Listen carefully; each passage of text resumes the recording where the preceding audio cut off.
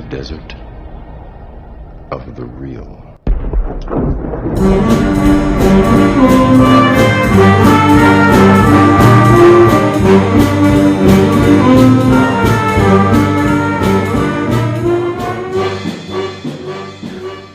Welcome to the Desert of the Real. I'm your host, Ryan Hudson. And joined with me, as always, is the man who loves a good riddle, Jason Dietz.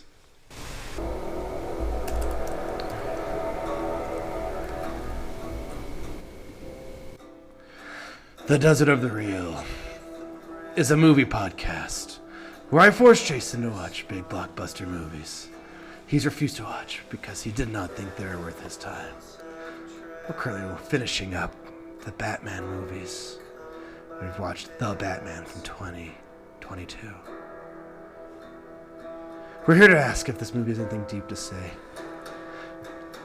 We have we're two English language arts high school teachers with graduate degrees. And we attempt to use our academic training to dig deeply into movies. We explore the philosophy, film studies, and ethics in our film and push you, the people in the night, to think critically about your entertainment. Anyway, That was awesome. I was like, he likes to narrate, this Batman. Yeah, This Batman likes to monologue. he does. He likes to go out in the middle of the rain and just say, "In the shadows of Gotham are dark tonight." Or whatever. They're very shadowy. If I'm going to fix this city, I need to be in the shadows. I think you've captured the film right there.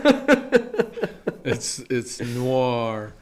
Yeah, neo-noir. That's all it is. Okay, so, let's just dip a little bit into film studies. It's not like deep film studies, but noir, not everyone knows what noir means. Oh, okay. But noir basically comes from, it probably started in the 20s. It's probably been around since film has began. It's characterized by, usually a detective. Sometimes he's hard-boiled and takes no gruff from no one. Usually there's a femme fatale, and they're trying to solve some sort of mystery, or there's dark undertones, and there's oftentimes contrasting shadows of light and dark. Yeah. That's basically what a noir is. Very dark. Yeah. Visually. Yeah, visually and thematically. Mm-hmm. This is a noir by definition, but a neo-noir because it's new. It's a new noir. New noir. It's literally a detective movie. Right. But, among other things. I mean, this is a really good support for my argument that Batman is not a superhero. All right, this is not a superhero movie. This is a detective movie. Okay, it is. However, all he's got is like the body armor. That's it. Like we said, we made Jason watch The Batman. It's not connected to The Dark Knight. We're just going to do the Dark Knight trilogy. But I'm like, he will never watch this movie if I don't force him to watch it right now. True. And we bypassed the DCU movies, which I don't think we're ever going to get to, if I'm being honest. Honestly, we did enough Marvel movies. But I think this one does deserve to be watched, if I'm being honest. Yeah. And you kind of liked it. It was quite good. Yeah. It was quite good. However, there's an asterisk with when you say that. Yeah, of course. Well, I had the same problem with it as I had with Black Panther. Okay. Like, if this wasn't a Batman movie, it would have been awesome. But because it's part of like all of the stuff that we associate with Batman, for me it came up pretty flat. There's not like anything terribly spectacular that happens, although him jumping his Dodge Charger through the flames while he's chasing the penguin, that was legit. Oh my gosh. That was awesome. Okay. But like there's nothing super about it. Like the villains are just people. They're not, they don't have any super schemes or super power. It's just the gangs.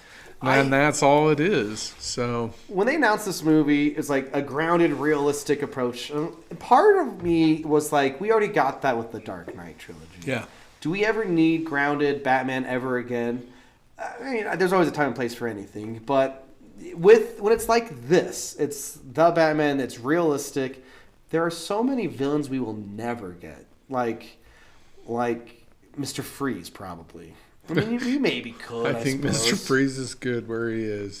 Right. Or like, how can you do a realistic Poison Ivy or Man Bat or I say Clayface, but do you know who Clayface is? He's made of clay.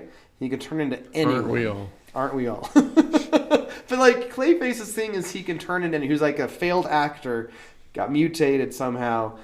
But there's a Clayface movie coming out. A standalone movie about Clayface. I guess on one hand, it's like if we're going to get these movies realistic, then we get like the Clayfaces, which I don't know if would be good. Like that makes my point exactly. Okay.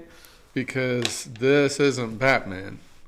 Like this isn't the comic Batman. This isn't the Adam West Batman. This is no Batman. Yeah. Because the Batman that is Batman has those villains. He has super villains. He does things that are, I guess, somewhat realistic, but mostly kind of not realistic. Right. The only thing in this movie that he did that I could think of that was not something that I'd ever seen anyone do is like when he's like gliding. He like thinging. He would have like died. Right. He like smacks the bridge. But other than that, everything is logical. It all is not super. And so for me, if this was not a Batman movie, it was just, Inspector Man or some kind of detective man thing, everything would have worked very, very well. Okay. Like the villains are excellent. They're just not Batman villains. Yeah, I know. And I was excited because you had no idea who was even in this. Yeah. But there's like Catwoman, there's Penguin, there's Riddler. The Joker at the end. Yeah, the Joker. I can't believe they're going to try and do a Joker again. There's a deleted scene you could watch where Batman goes to talk to Joker, and that I don't remember why, but I'm glad they took it out. I think. Yeah, I can't believe they're going to try to do another Joker. But the thing is, there's already been 2 Jokers in between this Joker and Heath Ledger with the dang one from Suicide Squad, and then technically the Joker movie with Joaquin Phoenix and stuff. So like he's still been around. I guess that's true. But I did give it a 4 stars. Like it is a very good movie. It's just not a Batman. I mean, people. I said this. Some students were saying they like this one better than The Dark Knight. But I watched this in my film class a couple years back, and a lot of students' feedback was it's boring. Yeah, it's very slow. It's super slow. So I will, admit my evil. I, about 20 minutes in, shifted it to 1.5 speed. Okay, it is 3 hours. And then about 20 minutes after that, I shifted it to 2 speed. Wow. So I did slow it down. Deeds did not get the full experience, the accurate experience. I did slow it down when stuff started happening, so I put it back down to 1 speed when there was things going on, but when it's just dialogue, I don't. Anyhow, so I'm an evil person. Yeah. I watched it edited, so I'm just going to hell as a cinephile. I actually don't know if a lot was edited. Okay, here. Let's back up a little bit. Okay. Where did we get this movie? But first, I remember back in 2022, I remember I went to this movie like opening weekend, and my daughter was only. Well, it should have been almost 2 at the time. But anyway, it was PG-13, and I remember there was a bunch of kids in our theater, and I'm like, these dang kids. And like, get off of my movie. Right, but the opening sequence is a little twisted, The Riddler comes in and kills a guy. And I was like, I hope this scars you for life. You're a super villain, Ryan. It's like, you're in here, these little kids in my dark and gritty Batman movie, but it's probably more boring than disturbing for them probably at this point. Yeah. Okay, I hear you wondering, why do we have a new Batman movie? So here's the thing. Batman is Warner Brothers' most valuable IPs. And if Batman's in the movie, there's a good chance it'll make money. Yep. And technically, Batman v Superman, Dawn of Justice, and the Justice League both underperformed, both critically. Because Batman versus Superman is stupid. I mean, here's the thing. I remember watching it, not really liking it. There is an extended edition, and I've seen it, and I liked it more. Did Superman beat Batman in the extended There's edition? just more stuff going on that makes sense of point. But I remember thinking this is a better movie than the other one. So was Ben Affleck not the Batman in the extended version? Oh, well. You don't like Ben Affleck? No. Wow. Who the heck likes Ben Affleck? I don't think there's anything wrong with Ben Affleck. I mean, there's not anything wrong. There's just not anything spectacular. I think his Batman design is amazing. When he's wearing the suit, I think he looks fantastic. But he didn't do that. Okay, but he looks good in the suit, I guess. And then, like the same thing with the Justice League movie. I thought that was bad when it came out. And then Zack Snyder, there's a whole petition. Release the Snyder Cut. Release the Snyder Cut. Release the Snyder Cut. Because, I don't know if you know this, but Zack Snyder was making it. His daughter died. And then he stepped away. Joss Whedon, who directed the first two Avengers movies, came in. Like, let's reshoot all these things. And blah, blah, blah. Here's the Justice League movie. So what's interesting, if you want to do this, you can, or if you've seen them, literally every... so eventually, sorry, I'm skipping it, but HBO later came out with the Snyder Cut, and it's like 4 hours long. Wow. And it's at a specific aspect ratio because it's different. But what is a cool experiment, if you watch the Justice League movie that came out in theaters, it's called the Justice League now by fans because Joss Whedon came in to reshoot things. We got to have, let's put in some citizens to make it feel like they're saving the citizens. Let's have some banter back and forth because it worked with the Avengers and stuff. And whatever. It's not super great. But if you watch the Snyder version, everything that's different is a deliberate choice by different directors. And that is kind of cool. So it's not like, was it? No, like the differences are what the directors wanted. Right. So as a study, there's some benefit there. That's cool. I have considered showing them back to back in my film class, but I also do not want to do that. But I'm like, this is what Joss Whedon wanted, and this is what Snyder wanted. Plus, the Snyder one I think is technically rated R, even though it's not like rated R, but I think Wonder Woman at one point hits a guy at a wall, and there's like a blood splatter on the wall, and I'm like, that's not in the other one. And Wonder Woman, you killed that guy. Anyway, so they underperformed critically. Ben Affleck was going to direct and star in a standalone Batman movie. In fact, there was a released... do you know who Deathstroke is? Yeah. Deathstroke was going to be the villain versus Batman, and people were all excited, blah, blah, blah. That did not happen for various reasons. I guess Ben Affleck just... Because he's mid, that's why. he chose not to direct that movie. His reasons include burnout, the pressures of making a franchise film because you have all the money and all the people, like producers and things, and he just wanted to make personal projects. He's directed movies before. Have you seen, like, Argo? No. He has others, but Argo won, like, the best picture of the year it came out. Oh, really? Directed by Ben Affleck. Wow. Anyway, so Matt Reeves just directed, and we've watched them, the 2 of the 3 Planet of the Apes movies, and they're good. Very good. Really good. In fact, Matt Reeves has not even directed anything else. He did, well, it's like Cloverfield, then Let Me In, like the Vampire Kid movie, and then essentially it's Planet of the Apes, and then this. That's his filmography. Wow. Yeah.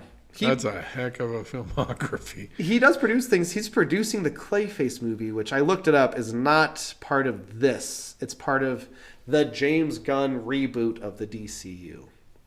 Okay, I don't know what that means. Just for Jason's benefit, the Justice League DCU movies, as we know it, that's stopped.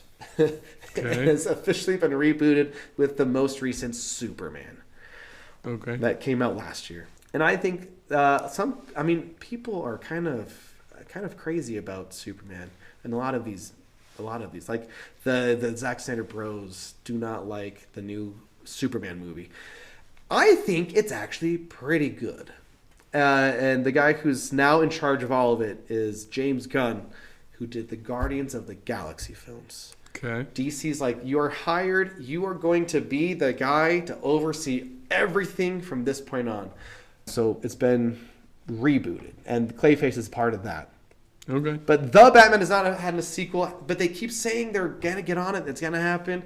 But now at this point, it's been 4 years. Kind of a long time in between big movies like this. Yeah.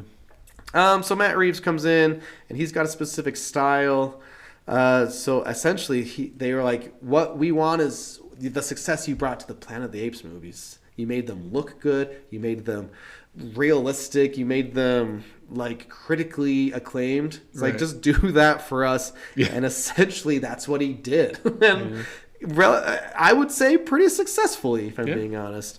When they announced Robert Pattinson, there was a lot of controversies. Like, the guy who was the vampire is now going to be the Batman, which was a lot of jokes. But I think Robert Pattinson has successfully rebranded himself since Twilight. I think he's proven himself to be an actor. I don't think I've seen anything else he's in other than this. Well, what's fun is he likes to do voices. He was in The Devil All the Time, which is not a family film at all, but he is doing a choice with his voice in that one. There's Good Times, which is like a stressful thriller with him and his like special needs brother, and they're like committing crimes. There was The King, which is a loose retelling of Henry V, I think, from a realistic point of view. Also doing a crazy voice with the crazy wig. And a few other things, I guess. I think he's successfully... Oh, he's in High Life, which was terrible. I did not like that. Goodness, that was terrible. We agree. High Life, not good. I did not like that movie. However, it is a good example of an art house science fiction. Sure. You know what? Don't even bother with High no, Life, I would if I'm being honest. Watch that again. You'll just feel gross afterwards. Yep. Anyway. I just don't think he's enough as Batman. Well, he's just not. The whole movie, I was just trying to figure, and it's not just because he's not Christian Bale. It's just he's not, like, there's no something. Yeah, you're right. Je ne sais quoi. Je ne sais quoi. I said that today in my class with my French foreign exchange student, and I looked at him, but he didn't even look at me. He was looking at he didn't care that I said je ne sais quoi. Because he's like, he's weak. It's kind of an interesting choice. Fearful. Like, he's anger driven rather than... But that's his arc in this movie. Right. But none of those things are Batman. Batman overcomes his fear, uses his fear. In this movie, Pattinson is fearful. Like, he's afraid of a lot of stuff. That's fair. So... I don't know. It kind of makes him seem realistic, I suppose. It does, but Batman is not realistic. This is the realistic version. This is the realistic version, and it would have been better if it wasn't a Batman movie. Okay. Anyhow, so... we can move on. Oh, the other interesting thing about the production is this was affected by COVID. It faced a few delays. Like, Robert Pattinson got COVID at the time, so it was filmed under strict safety protocols. And sometimes you can tell when a movie is like that. Like, oh, wow, this movie looks like they were filmed during COVID. I don't know if this one really feels that way. I would not have known that at all. Something else that's kind of cool. This movie uses a lot of natural lighting and shadows, like silhouettes and things. It wanted it to resemble 35 millimeter film grain. And we've talked about film before, and I sent you a cool video. Did you ever watch that? Probably not. Dang it. Anyway... So film you didn't grain, listen to the music I sent you either. So you're right, because I didn't know what they were. You just send me random things. Not like you. Exactly. Which mine are things you should watch. Film grain, in case you didn't know. So naturally, when you use the film, it looks kind of like static. And if you go watch any older movie, you look at the screen, you will see the film grain. Yeah. And it's impossible to get rid of unless you're James Cameron. Hold that thought. But like, I think Steven Spielberg has this quote where it makes the screen alive. You're looking at it, and even though it's a movie and you're seeing a moving picture, but the grain, the kind of static look that's just there makes the film living, basically. It gives it this, I don't know what, it just... you know that it was filmed on film. You know that's what je ne sais quoi means, right? Right. I don't know what. But James Cameron will come back. You know, if you bought your Terminator 2 movies on digital, for example, James Cameron will come in and he will change it. He's like, you know what, that film grain, I actually don't like that. That's an imperfection, and I'll use AI and get rid of it so now it's squeaky clean.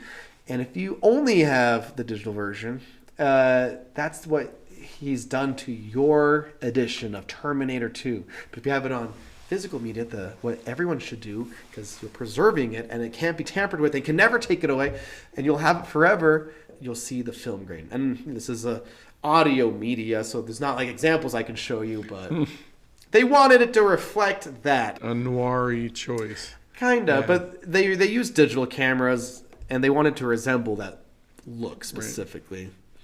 Even though there's a lot of realistic things, like there's CGI, but they're trying to use as less CGI as possible. Something that they made for the Disney Star Wars TV show Mandalorian, it's called The Volume.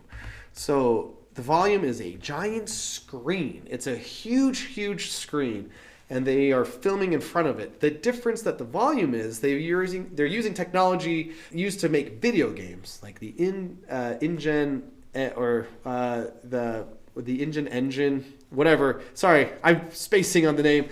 This computer program to make video game graphics, because if you think about it, a video game, you can move your camera all over the place and look at anything at any time. Right. So what the Volume does is, using that video game technology, it puts the image of the background in front of the actors. So for example, Mandalorian, he's on a desert planet. The actors can see the desert planet. And when the camera moves in real life, the background will move accordingly in real time for the actors. Oh, that's cool. To have it. So what that does is, for example, if the Mandalorian has a shiny helmet, it gets a real life reflection on it. It also allows the actors to not have to imagine something. They can see what it is. And it also kind of creates this natural lighting. So in this movie, when Batman and Catwoman are in this skyscraper building, that's the Volume. It looks like the city, but technically that's a set in front of a screen. Oh, cool. And this is where the Volume is used in a good way, because what you'll see in like Mandalorian Season 2 and Season 3 and other Disney shows like, I don't know, Percy Jackson or whatever, they're relying on it too much. And it just looks like they're standing in front of the Volume. The depth, like they have like maybe practical sets, and then the actors, and then the Volume. And if you do it too much or too... if they do it wrong, it looks pretty bad. It's like, yeah, that's the Volume. But this movie, you would never know that was a fake skyline. I had no idea. But they can control the lighting. They can make it look what they want it to at any time. So this is the good use of the Volume. I mean, with any new technology, you can abuse it. But if you do something like this, that's what we want, I think. Cool. Anyway. Do you have any pros and cons for I do. the Batman? The fighting is really good. Yeah. Like, really good. Batman walks in and just beats that guy. Like, especially the last thing when they're up on the rafters or whatever. I don't know what's up there. That all looked like it could all happen. Like, all of it. Which almost never happens in an action movie for me anyway. So that was really good. Yeah, you don't like action. This is big. Yeah. This is big. Well, because it never is like you're always like, oh, well, yep, he's dead now. Oh, wait, no. Oh, Yeah. now he's dead. No, still not. Okay. But this, I felt like he got hurt multiple times. And what did he inject? Did he inject something into himself or something? I mean, that's something that might be addressed in the next movie. But that was an excellent choice because he's down. Yeah. And in a normal action movie, all it takes is his roar and he gets up. But here there was like an actual physical reason why he suddenly was now able to get up and defend Catwoman. So it's kind of cool. What people hypothesize is it's related to Bane's venom. Sure. I don't know. Sure, I don't know either. What I'm trying to say is I really liked this movie a lot as a really well done action movie. I did not like it so much as a Batman movie. Okay. And so like the realistic bad guys, like specifically the Penguin, was magnificent. Yeah. Okay, wait. Oh. So Colin Farrell, thoughts on Colin Farrell? I like him. Like I was looking back at his filmography, and I haven't seen a ton of his movies. Colin Farrell, famous, handsome, good-looking person in real life. He's like Irish or Scottish. But this movie, he's wearing a ton of makeup, a fat suit, a bald cap. It looks great. Yeah. It looks really good. Just the idea to put Colin Farrell as the Penguin is revolutionary, So I feel like. all of the movies of his that I have seen, I liked a lot. Mm-hmm. So he's in Fright Night, like the reboot of Fright Night. He's so good in it. He's in Seven Psychopaths. Have you seen that? No. Oh, you should. It's very fun.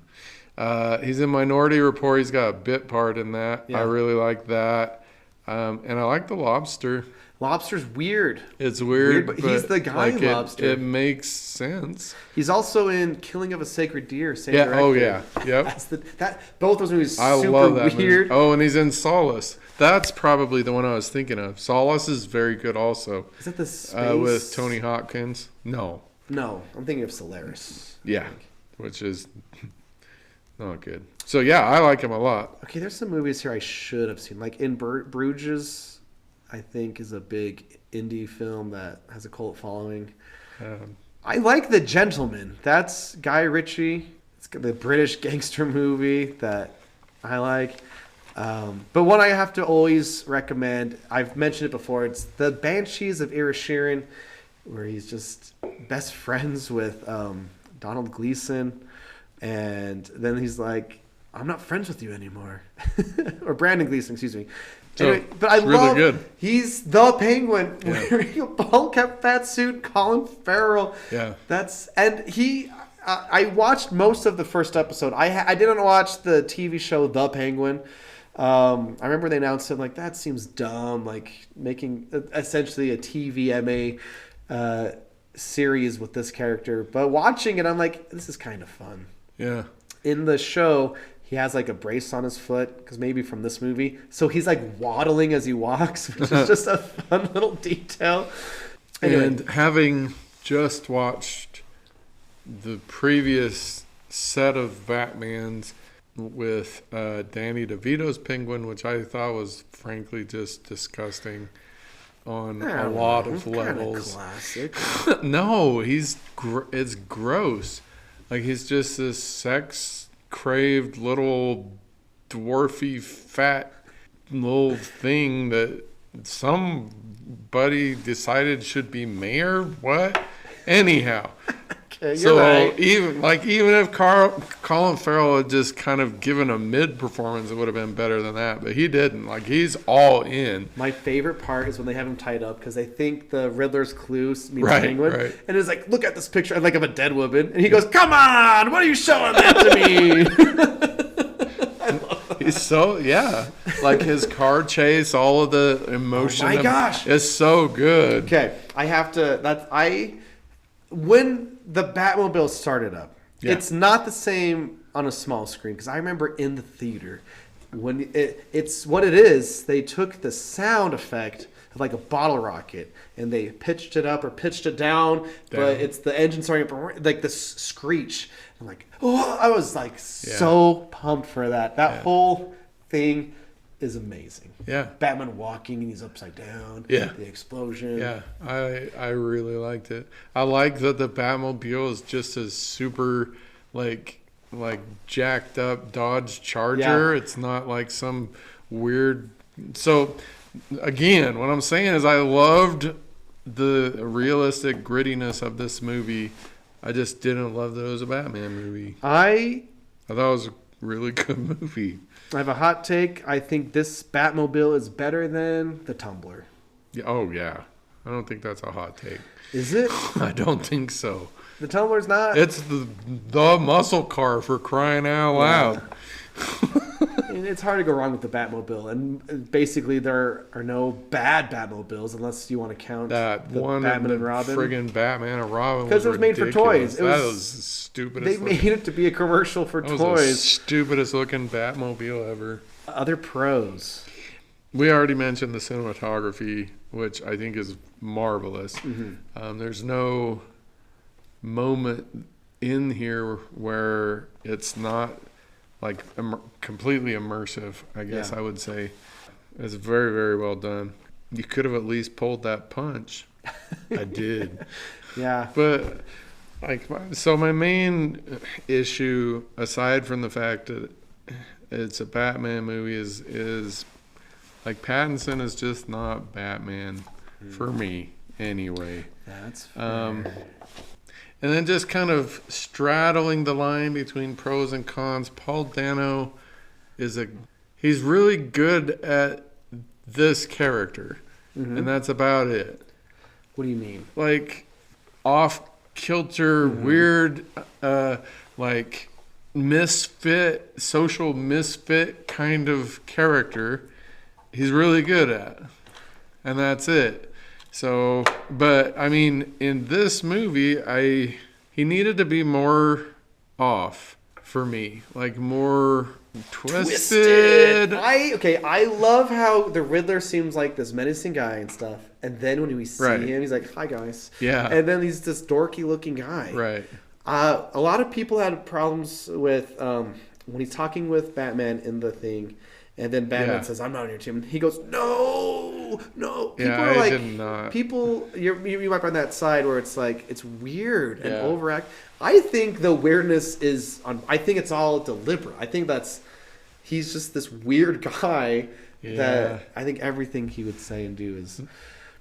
The problem with that scene for me is it's very similar to the same scene in The Dark Knight with the Joker, and it's different. Well, I mean, it's okay. There are superficial differences, but like this does not stack up to that scene at all. I think you're right, because the interrogation scene. I even said on our Dark Knight episode that's like a highlight of all comic book movies. Yeah, I agree. I do think though, it's what they do is you think he knows who Batman is. Right. I think that twist is kind of fun and I would say well done. Yeah, it wasn't terrible. It was just having just watched The Dark Knight 2 weeks ago, like I couldn't help but not see this is not that. You're right, and I But can see. probably if I hadn't watched The Dark Knight for years, it would have been fine. But what's fun is you've watched all the Batman movies, so you have this yeah, perfect knowledge well, of Batman movies now. yeah, I think what's interesting is, like, we don't know. This could be a new Batman story where Riddler does know that it's Bruce Wayne and he's talking to the camera. What if people did find out? We don't, I guess, no, this is new territory. Wayne. But when it's like, he's not like us. The fact that he thinks Yeah. Batman's working for him, I think, Yeah, no, is that what was saves good. that whole Yeah, thing. it was good. I All like. it takes is a little is fear and a little focused violence. I love the Riddler's plan. I loved like how like his motives, his reasoning behind what he's doing was all fantastic, and it was well executed. No pun intended. Yeah, because no one died. Wait, people did die. People died. I don't know if we watched the same movie. I forgot. People did die. I thought it was a good movie. Because this is like, I guess I forget the Justice League stuff, but this is Batman in the age of smartphones now, which I guess it handles pretty well. Like, Riddler's a streamer. Like, Yeah. And it's kind of funny how he's got like 500 followers, and which is a lot or not a lot depending on whatever. But His 500 orphans. and like it's a creative way to get goons back into Batman, and because Batman villains always have their henchmen. I like how they incorporate that into here. 'Cause, like, if you go back to the 60s Batman, it's Riddler's goons all have big question marks on their whatever. But here it's like, no, let's dress up like this guy. We believe what he believes. He's preaching to us. And we are like, it's just a creative way to do that in a modern movie. Right. Yeah, I agree. They were the other orphans that got screwed by I guess either they're the other orphans. What is it? Renovation? No. Urban renewal. The renewal. Sorry, you cut all of that. I'm leaving that in. Great. Teach how to figure that out. I thought that they were his other orphans that got screwed by the renewal thing. I guess maybe. I never thought that. I think the Riddler's kind of like a reinterpretation of like this thing, like someone on the internet is saying all these things, how it's corrupted, and I think he's right type of thing. Oh, I think it's just like dark webby kind of stuff. Dark web, like extreme followers type of thing. But they might be the other orphans. I don't know. That was just my read. So those are my and Batman assaulting the officers that wanted to unmask him. You punched a cop. Yeah, keep taking my mask. I'll punch a few more. Like, that's not Batman. Yeah, but this is like young Batman. It was fun. He's only been Batman for 2 years. Well, I guess we can excuse it then. I like emo Bruce. Okay. I don't know. I mean, you can like emo Bruce. All right. Here's two little details I like. The cowl. Not that the Dark Knight cowl was bad, but I like this cowl a lot more. Dark Knight was just around like his mouth and his chin, kind of. Yeah. This cowl like goes out to his ears. Yeah. I think it looks better. Okay. There's not a wrong thing. I can see that. And also, I like that Batman has the black makeup around his eyes. Yes, I did like that a lot. If you go back and watch like the old stuff, there's scenes where he takes off the mask, and you can see the shot beforehand. He's got black around his eyes. Take off the mask, no black. And whatever, it doesn't matter. But I like that. Yeah, that's to keep it in. That's a good detail. It adds to his gothy feel. It's very emo. Yes, very emo. I like that there's some horror vibes in some shots, like the opening shot with the guy. He's talking on the phone and he steps away. Riddler's just standing right behind him. Yeah. That's like from a horror movie. Oh, yeah, absolutely. It's not like scary necessarily, but okay. Here's a fun little thing that I remember. So this movie came out the same year as Black Widow, a bad movie. And both of them have characters that have a bomb go off right in front of their face. Yes. It's both completely fine. At least this one looks like it. Like the scene looks better. And he did toss it, and he was getting behind the desk a little bit. But yeah, I agree. I like how the movie deliberately just lies to us. He's like, Alfred, pick up, or whatever. And then it's, I'm Alfred. I'm about to open this package. And then it's like, oh, that happened a while ago. Oh, right, I like that the movie deliberately lies to us. Yeah. That's kind of a fun that's cool. Little things. I like that the batarang is the bat symbol on his chest. He takes that out and puts it back in. That's kind of cool. That is kind of cool. This movie's okay. I like how when he's in the club fighting, the music's really loud and you can't really hear the fight because the diegetic sound is so loud that you can't really hear the fist fight. I like that the two twins that open. That's just little things like that sprinkled all over. It's a lot of fun. It is. All right, you know what? I'll stop there. Do you have any? Okay, what about cons? What are things you did not like? You kind of talked about. It's not a good Batman movie. It's a good detective movie. Yeah, I don't like Alfred. What? But he's Andy Serkis. He was Caesar. Yeah. I mean, he's just like bossier and like not very Alfred-y at all, really. You're right. I mean, he's got the accent, but other than that, he's like bossing Batman around. You don't boss Batman around. It's kind of hard after Alfred or Michael Caine Alfred. Right. He's helping solve the riddles, though. That's kind of fun. Yeah. Yes, it is. Yeah, right. I don't know. It's just, opinions. There's not a right answer. Okay. Or a wrong one. I don't like Bruce Wayne's hair at all. That's all. And then, I have no idea what was going on. So he jumps off the thing, grabs the extension cord or whatever, cuts it, falls in the water, and then there's this whole scene where he's like holding his hand out to one kid, and then he leads the one kid out. What is that?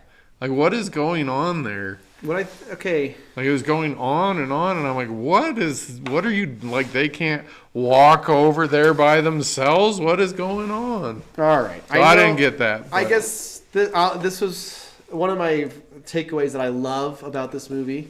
Is that scene? Well, it's what it kind of symbolized, I suppose. So, but I guess it did not click until this rewatch. But like, at the beginning of the movie, he's beating up those gangs. He's like, I'm vengeance. Right. And then like the Riddler guy, he goes, who are you? The Riddler goon says, I'm vengeance. Right. And then Batman's like, oh crap. What I love about this movie is Batman realizes, and like, it's not even subtext, it is the text, but like Batman realizes he's the wrong type of symbol. Like the Dark Knight movies are big about, I'm a symbol. I need a... Right. But this symbol, like Batman, he basically learns he needs to be a symbol for hope rather than fear. So the whole opening monologue, he's talking about the shadows. I need the shadows. I need fear. I am vengeance, whatever. But Riddler just naturally assumes, look at this guy. This guy's in the shadows. He beats people up. He's actually one of us. And that was like a revelation for Batman. He's like, wait a second. I'm not with you guys.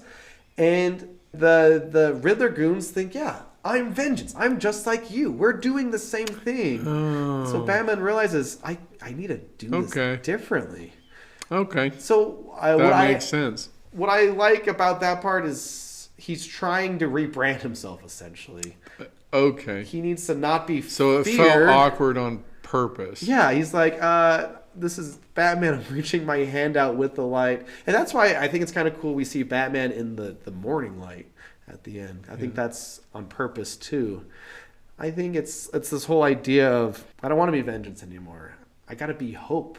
That's a really good take. Oh. I was just like, this is super weird and awkward, and can it be over soon?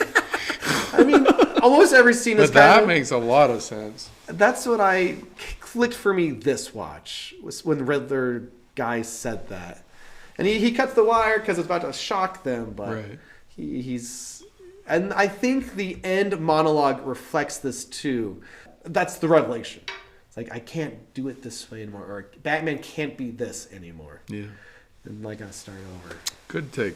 Well, thank you, Dr. Dietz. You know what I don't like? I don't like puppies. I don't like bulletproof Batman. I actually hate that. People are just shooting him point blank. Yeah.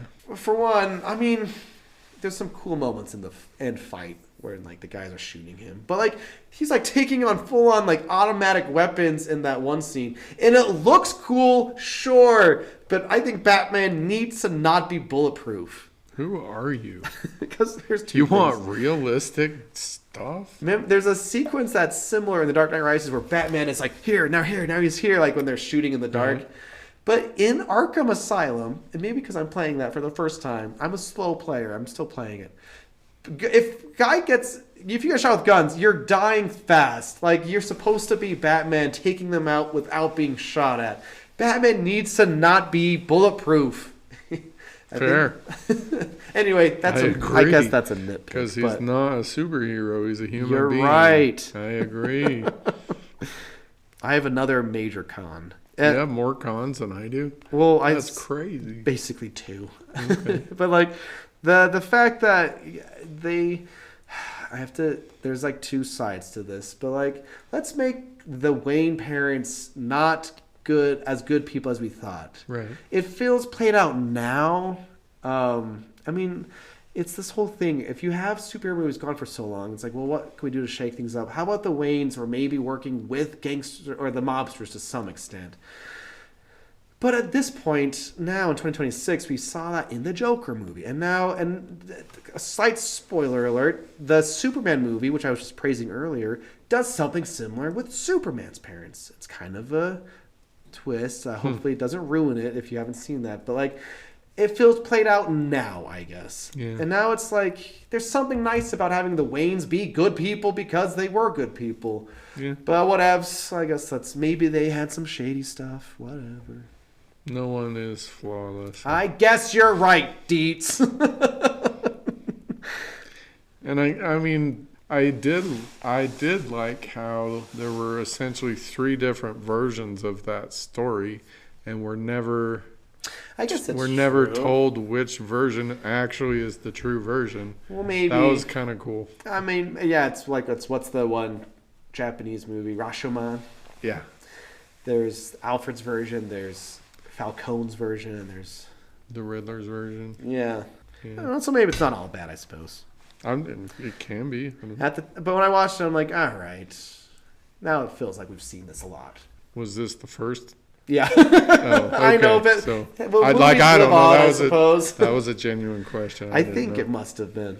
Okay. But other things that muddy the water, like I said, and since the start, we have had 5 seasons of The Boys, and that's dedicated to like deconstructing superhero stuff. Oh, okay. Or even Invincible to some extent. I guess there's just never seen any of that. There's enough other media in the last 5 years of just deconstruction that we can now turn to. So it's not all bad. It is what it is, and it's not awful here. It does not ruin the movie here. No. But I'm like, oh wow, this is another example. That's right. all. I suppose. Well, that's but that would not have even remotely been a problem if this wasn't a Batman movie. You're right. That would have been a strength. You're right. So wow, Dietz. More... I hate to give you a point to that, but I suppose that's a good point. That's just almost a trope at this point. You know what? Here's a before we get to philosophy and film studies things, I want Batman to have a proper Robin. I want a if the next movie, if we ever get it, does not have a Robin, I will be genuinely upset. Are we scared of Robin? We had Robin in Batman and Robin, but he was a grown man. And then they do something new with it's a fun twist and rises. But that's a grown man. I want a Robin. That's a proper Robin. When Batman, what's a proper Robin? A like teenager? A 12-year-old boy who fights crime with Batman. I don't think that's ever going to happen. Why not? Because it would look stupid. It would. Like this but little, that's so much of this Batman. Little 4.5 foot tall little dude being like, Papa, I got you. That's going to be good, and Batman There's no movies way that's need good. to not be scared of using Robin. They're like, this is dark and gritty. Okay, but give me a Robin, please. You know what? What goes like peanut butter and jelly, chocolate and peanut butter, Batman and Robin. I agree, but it's never going to happen in a movie. To. I will give the next movie a whole star down in rating if there's not a Robin. Here's the thing. In this movie, he's at the funeral of the mayor or whatever, and he looks at the boy. I mean, he's reflecting on his own life, whatever. Right. But I'm like, this has got to be leading up to a Robin. He's like, maybe I should adopt one of these orphans and have him be Robin. Sorry. I just don't know why these movies are scared of Robin. Even in Batman versus Superman, we see the remnants of Robin. Where Look, have you Joker seen spray painted? Have you seen Spy Kids? That's what it would be like. No, it will be. That's what it would be like. This, but with a Robin. I just think they should not be scared. Okay, I'm sure Hollywood has now noted that and good. We'll Listen up, Hollywood. Did you know there was a Batwoman whose character is all but kind of died? There was the one from Batman and Robin, like Alicia Silverstone. I mean, there's Batgirl, but. Back in the day, comics, like Golden Age Hollywood, people were like, why is this grown man running around with this boy? And like, oh, Batman loves Batwoman. Here's a character. Oh. This is not problematic. Anyway. That's funny. Even Batgirl. I'll take a Batgirl too. Give him a youth that idolizes him. Anyway, I digress. You just gressed. I don't think you digressed. Don't think that... That was funny. Thank you. Okay. What's some philosophy? Philosophy. Couple of lines that I thought were interesting. We haven't actually. I don't remember us ever talking about this, but Catwoman said you assume the worst in people. Huh? So are people inherently good or inherently bad? I can't believe we've gotten to this point And I don't remember ever talking Wow, about me that. neither. But we in real life have talked about it yeah, a lot. but Catwoman, her response to something, I don't remember what Batman said, but was that you assume the worst in people. Uh-huh. So are we inherently good, inherently bad, or does our belief in the goodness or the badness of people, is it shaped by our experiences, by our professions? Like, what do you think? I have two thoughts. Okay. Well, this is what I believe. I believe people are good. Yeah, we agree on Like that. individuals are good, but when you get a group of people, then they become bad. The collective goodness goes The down. collective goodness goes down because I think it's easier to make bad choices, or if there's more than one of you doing it. Yeah, type of thing. for sure. That's kind of my personal belief on that question. People are good. I think it'd be depressing if you thought people were inherently bad. Yeah. I wonder if what you think about that is like the result of experiences in your life. Yeah. So, like, for example, if you're a police officer, you don't, I mean, I guess stereotypically you don't see a whole lot of the good side of humanity. You only see the bad side. And so point. if our experiences shape our reality, then that might be a part of it. I mean, we teach high school students who are all good all the time. Yeah, I mean, that's why it's the best. I mean, the job is pretty good. But that's why everyone loves to be teachers. Yeah. And you only hear good things about it at all times. Anyhow. You know what? Here's the thing. I actually think I was actually not being facetious. I like it, but... No, I like it too. No, I like the kids. Some of these kids... Okay, yeah. Okay. I like the kids too, Deeds. Oh, okay. Well, I like them more than you. All right. No, just kidding. I actually have a good batch this trimester. I can't even think of one kid. Because you've had kids that are not... Oh, yeah. You know what I mean? Actually, I probably won't say that. I've had one kid that if I... Like, we at our building, for some reason that I have never figured out, have a boxing tournament at the end of the year. And I have had one student here that I would have boxed in a heartbeat, and I would not have pulled punches. Like Batman. Yeah, I would have not. Yeah, pulled in punches, the past but- 7 years, I can really only think of like 2 kids. That, Yeah, or see? maybe 3, to be honest. That like out of everyone, like 100 kids per trimester, 3 like tries a maybe year. 3 kids that have been genuinely unpleasant, totally through and through. So between the two of us, that's only 4 out of literally thousands. Yeah. So people are inherently good. I wonder though, because it like gets into like how you're raised, even like politically, religiously, where you are literally located physically. It all structures your worldview and things. For sure. Batman says something, and I forget what the line was, but Catwoman responds, "You were clearly born wealthy then." Like, and which is true, he was. Yeah. And because she has had a fight for her life the whole time, and that's a way that we're viewed with the world too. Yeah. I actually think my other main thought about that question now, it's easy for social media to make people, large amounts of people, seem bad, like mankind inherently evil. Like, look at all this proof. And to some extent, if that's what you see a lot on social media, of course you're gonna start thinking that. Yeah. Like, I've even had thoughts where it's like, wow, look at all this evidence about Quote unquote. quote unquote. Yeah, right. But then real life is almost never reflecting of that. I mean, we live kind of in a small place, so maybe we don't see a lot of real world things when it comes to... But this is the real world. This is real world. I'm looking outside right now. I'm seeing all these track people running around at the high school. There's grass stuff. There's out there. grass This out is there. real I see some world, trees too. and mountains, but like... That always annoys me when people say that. Yeah, well, in the real world, I know. what are you and I've talking mentioned about, this the real before. world? I had a good friend, and we had a major falling out. And part of it was, and I've mentioned this, I'm sure, but like he's living in a big city, and he moved out of the small town as fast as he could, which is good.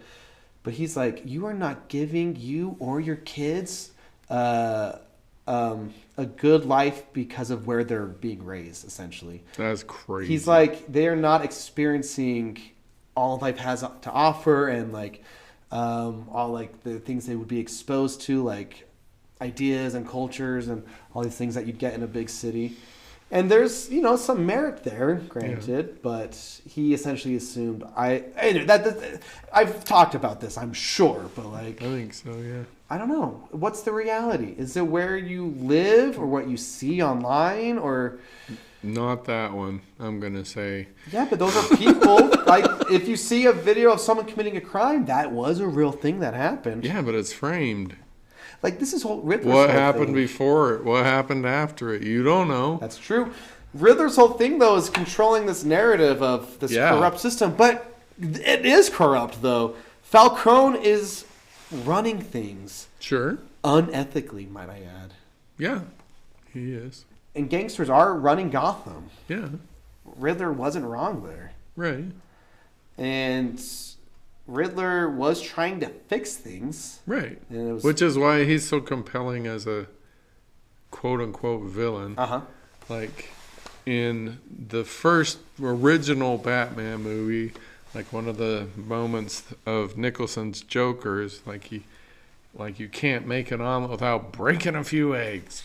And that's what Riddler's trying to do. Like, if he had been successful and the renewal had gotten back on track and actually starting to work, then breaking those few eggs, is that, like, in a utilitarian ethics, isn't that worth it?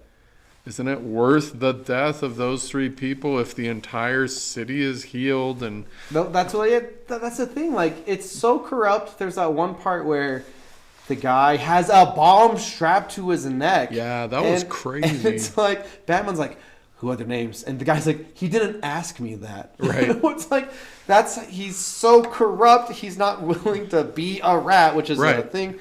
But like Riddler's trying to fix Gotham. Just, I mean, I'm not endorsing. Yeah, we don't endorse terrorism on this podcast. But you can understand his perspective, his way of thinking. Yeah. Where a lot of the super villains that we've dealt with on this podcast are like, oh, okay, like almost all of the Bond villains. I'm like, what? Why? What? Who cares? Why do you want to roll the world? What does that give you? I don't care. But this, I understand. Like, he had to claw his way up from an orphan. That book that you talked about, I think last episode, The True Believer. Uh-huh. I'm about halfway through it. Was it worth the? Yeah, I think it's got some really interesting stuff in it, but the main point of it is the people that follow these massive movements are not the completely hopeless, and they're not, the I've got it made. They're the people that have gotten a taste of hope. Yeah. And want it now rather than in a year or 2 or 10. That's what happened to the Riddler. Yeah. Like, he's a kid, whatever Wayne's dad's name, and what is his name? Thomas Wayne. Thomas Wayne is like, yeah, we're going to put these millions of dollars into renewal, and he gave the Riddler and all of the other orphans this hope that was coming, and it didn't, and it didn't, and it didn't. And so, like, we can totally understand why the Riddler ended up the way that he did. And see, the thing is, you tell your students all the time that they can be forces of change. Yeah. And all these, using these, like, rhetoric tools to literally make changes. You could argue that's, like, are you going to just accept it, or are you going to try to do something about it? And like, I believe, like, we did it this year in this building. Like, my dual enrollment students essentially wrote this building's AI policy. That's cool. And so, like, so we can change things. We can do things.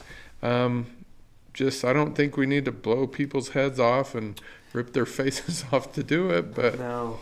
I don't know. Anyhow, other philosophy, the Penguin. Oswald Cobblepot. Oswald. I like how they call him Oz. The name Cobblepot, I hope I never hear again, because it gives me nasty feelings about Danny DeVito and his You know, incel character that should never ever have it would existed. have been funny to have a Nolan Penguin. Can you imagine if he talked to like Bane? It's like, what are you? Do you feel a Josh Penguin? Yeah. So this penguin says, I'm just the proprietor. What people do here, it's got nothing to do with me. And so philosophically, Yeah. is that true?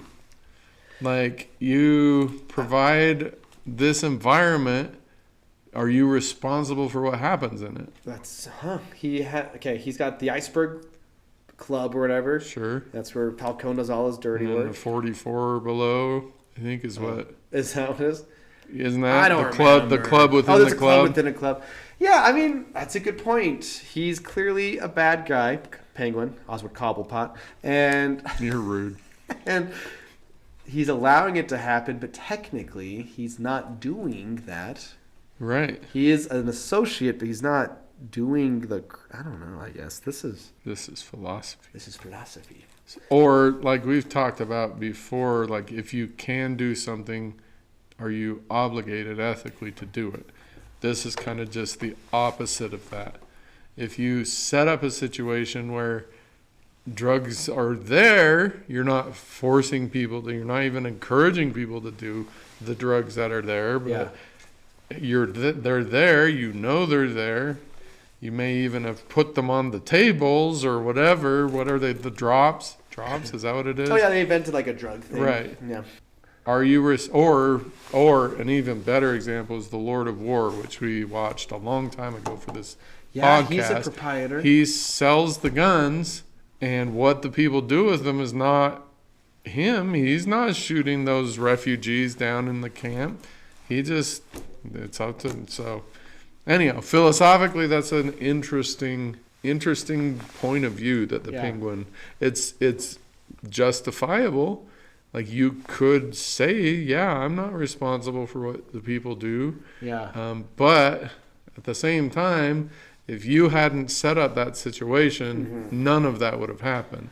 I feel like in this example, he's as guilty as the guiltiest because he knows what's going on and all the ins and outs. But he's technically, that's an interesting place. He's not doing the Falcone crimes. Right. He just allows it to happen. Yeah. Maybe even, creates the petri dish that it happens in. I don't know. I thought it was interesting. Yeah. And then my favorite philosophical thing happens when Catwoman has caught whoever, I never understood who the guy was on the top of the skyscraper, and she's like trying to kill him. I don't know who that guy was. But I just watched it and I also can't remember. Was he anyhow, the he's some part of the plot that Penguin's trying to uncover, but that guy did something to her specifically. Anyhow, so she's got him, she's got the gun, and Batman stops her from killing him, and she says he has to pay. And Batman, this is my favorite line of the movie, he says, yeah, but you don't have to pay. You've paid enough. That's magnificent. I do like that. Because by killing him, she pollutes herself. She harms herself, injures herself, scars her psyche. And Batman, like that's a great humanistic line. And it reveals I think a great person behind the line. So yeah, I really like that. I guess that's not really philosophical, but I just thought it was a great line. Well, no, there's got to be something philosophy tied to that. Like,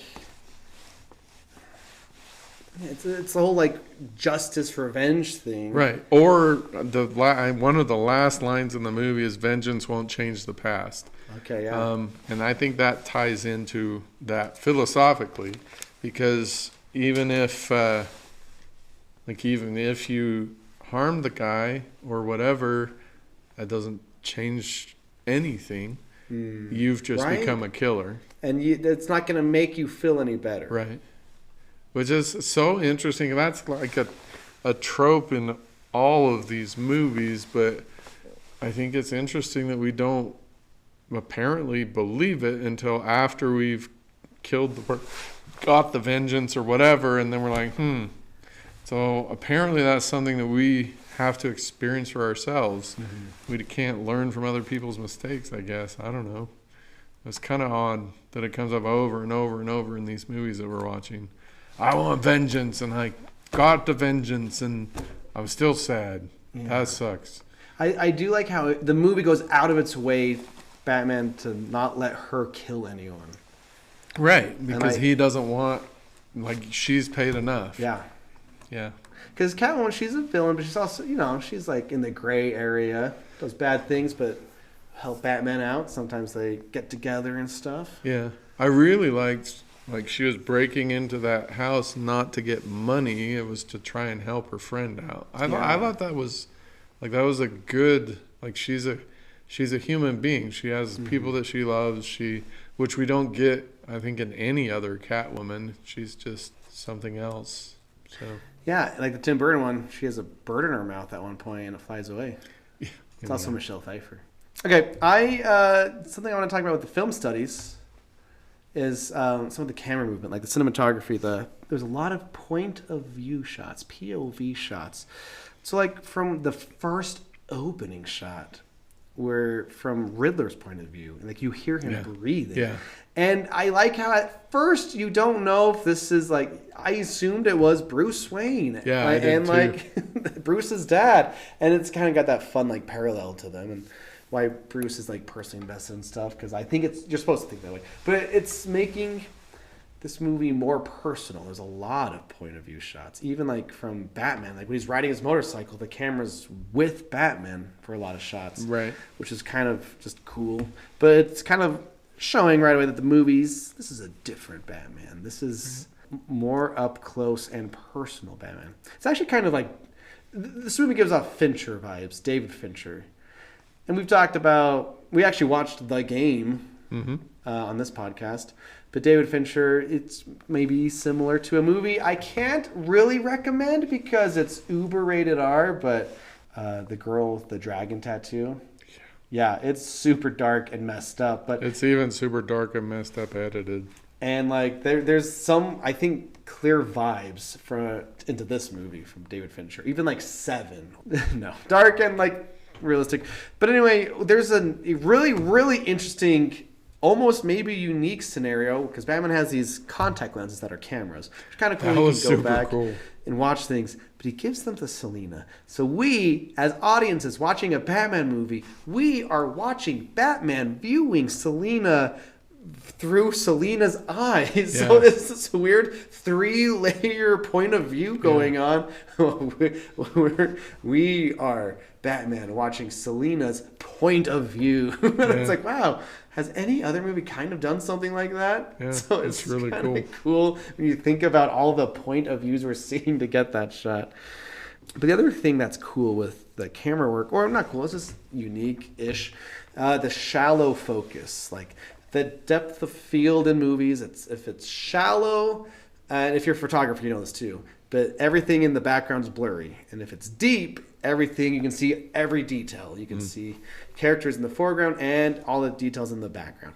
So there's a lot of shallow focus shots in this. Like, and maybe it's even overused to some extent. So like when Riddler is taping that guy's face, the camera is like focused in the foreground on the steering wheel or something.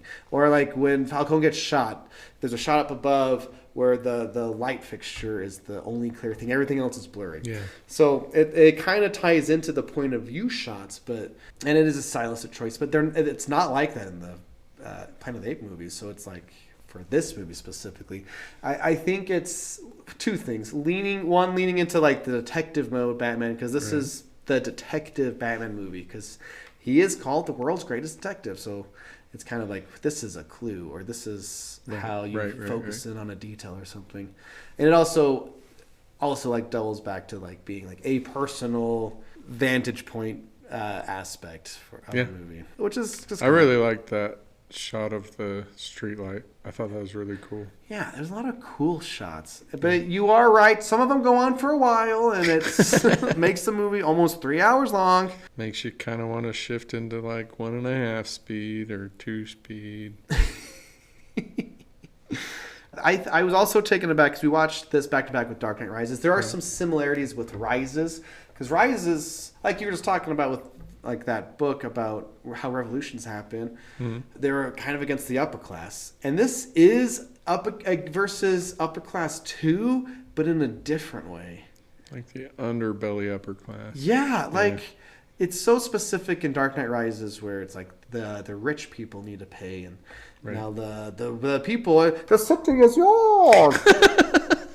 But in this, it's the lower version of the upper class, because I don't know, in 2022 where we're post COVID and all of a sudden inflation's happening, it's easy to read that with like a political lens, or I guess Marxist lens, where, you know, why is life miserable? Well, the wealthy are just getting richer or corrupting the system, like we see in this movie. But like Batman, there's a YouTuber, I should look up his name, I forget what his name is, but this is coming from the guy I quoted last time.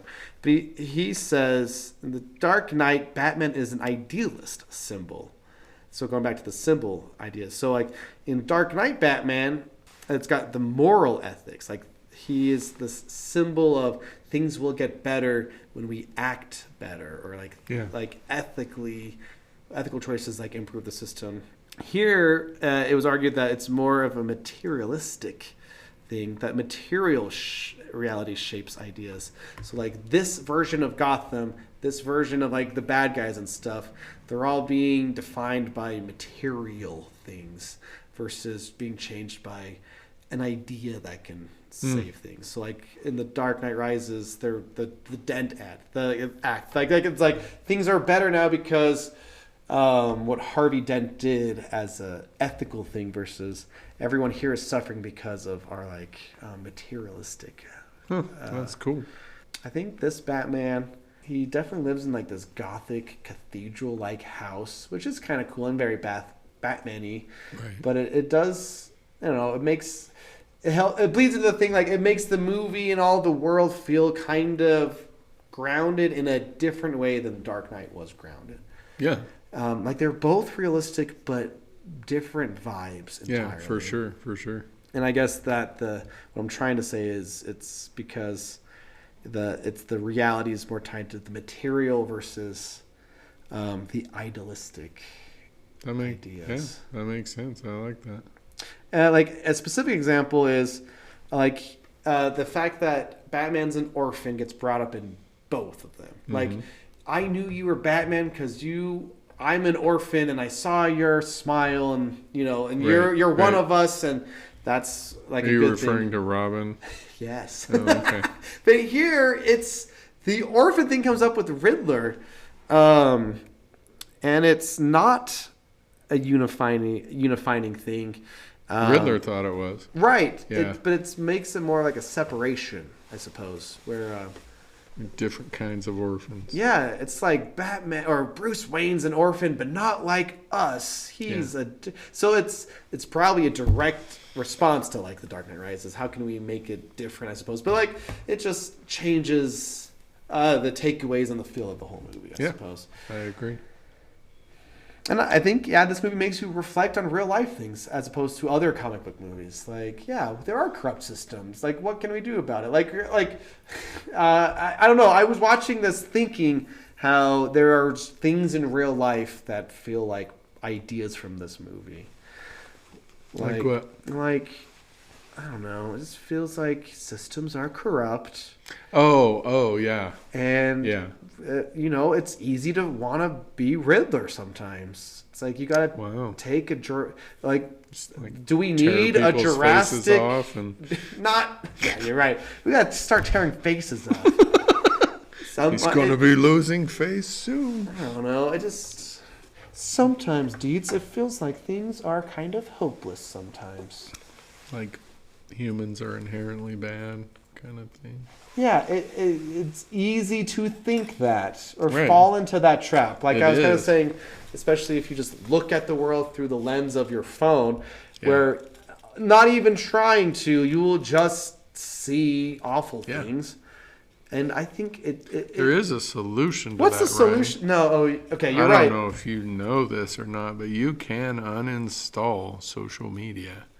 You're right, and you don't ever have to see that. I've been thinking this because I recently in my class, because we were looking at rhetoric tools, we watched a TED Talk, and I was like, here's a TED Talk, and it was the power of boredom or something. And yes. how I love that TED Talk. Yeah, and I was like, this is good for us. And watching it, I'm like, I need to delete. Do it. I will, Deets. I will. Right now, I'm watching. Okay. I'm just kidding. You have Nobody should. You have agency. I should, because you know what? Here, let's just do it. You wonder why I'm so happy all the time? It's because I don't have social media. I wonder how I got these scars. Yeah, have it. Because I don't know on social media. No, that's how I got the not scars that everyone else has. I'm deleting. Okay, listener, follow Ryan's example. Because he's setting a good example for you. This is not related to the movie, but you will be happier. The TED Talk I was just talking about. This woman who, by the way, she had her baby in 2007, and I was like to my seniors, who here was born in 2007, and this was everyone like this. Yeah. So she's like, I couldn't get the new iPhone because I had a baby to take care of, and I had to walk. That sounded harsh. She did not sound like that, but she's like, instead of getting the new phone, I was taking care of a new baby, and then eventually, when it got a little easier, I got the iPhone. Like, now I can finally do all these things. And she realized right away, once she got the phone, she was less productive.